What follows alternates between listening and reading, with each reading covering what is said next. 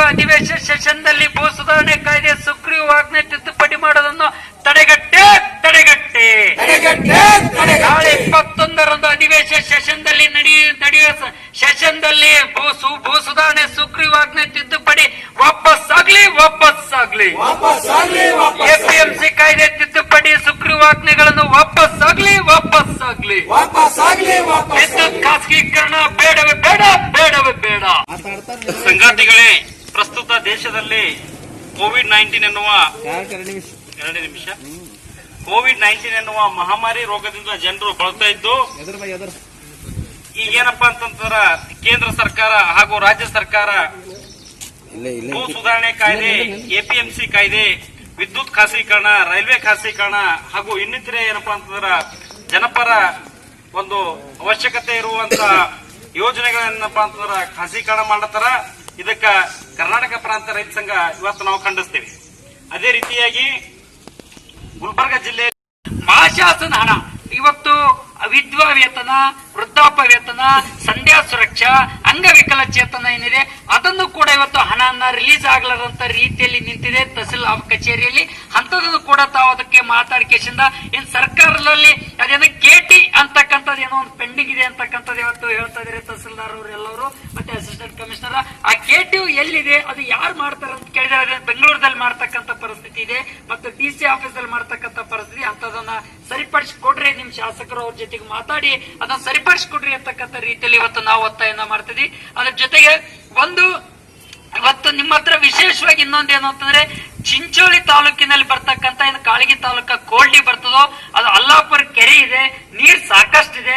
ಆ ಭಾಗದ ಜನರು ಏನಿದ್ದಾರೆ ಆ ಭಾಗದ ಜನರಿಗೆ ನೀರಾವರಿ ಪ್ರದೇಶದಿಂದ ವಂಚಿತರಾಗ್ತಾ ಇದಾರೆ, ಸಫಲ ಆಗ್ತಾ ಇದಾರೆ.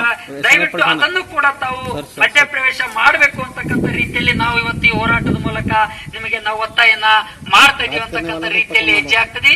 ಇನ್ನೊಂದು ವಿಶೇಷವಾಗಿ ಏನು ಅಂತಂದ್ರೆ ಈಗಾಗಲೇ ಇವತ್ತು ಹುತ್ತು ಹೆಸರು ಖರೀದಿ ಕೇಂದ್ರ ತೆರೀಬೇಕಾಗಿತ್ತು.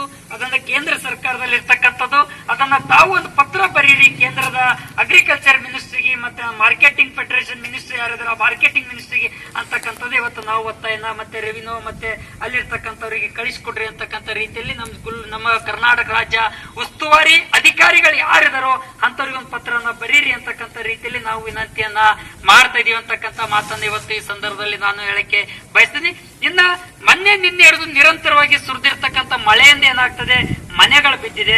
ಹೀಗಾಗಿರೋದ್ರಿಂದ ತುಂಬಾ ಕಷ್ಟದಲ್ಲಿದ್ದಾರೆ ಜನರು.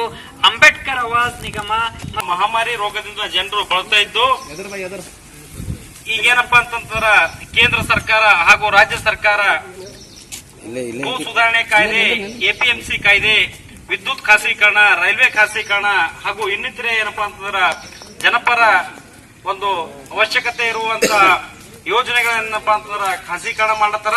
ಇದಕ್ಕ ಕರ್ನಾಟಕ ಪ್ರಾಂತ ರೈತ ಸಂಘ ಇವತ್ತು ನಾವು ಖಂಡಿಸ್ತೇವೆ. ಅದೇ ರೀತಿಯಾಗಿ ಗುಲ್ಬರ್ಗ ಜಿಲ್ಲೆ ಸಂಗಾತಿಗಳೇ, ಪ್ರಸ್ತುತ ದೇಶದಲ್ಲಿ ಕೋವಿಡ್-19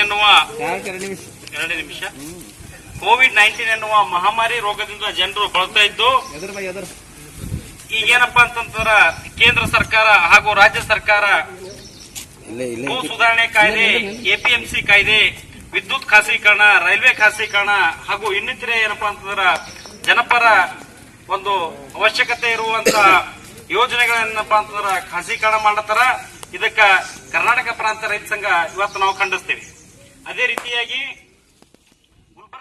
ಈ ಚಾನೆಲ್ ಅನ್ನು ಸಬ್ಸ್ಕ್ರೈಬ್ ಮಾಡಿ ಮತ್ತು ಪಕ್ಕದಲ್ಲಿರುವ ಬೆಲ್ ಬಟನ್ ಅನ್ನು ಕ್ಲಿಕ್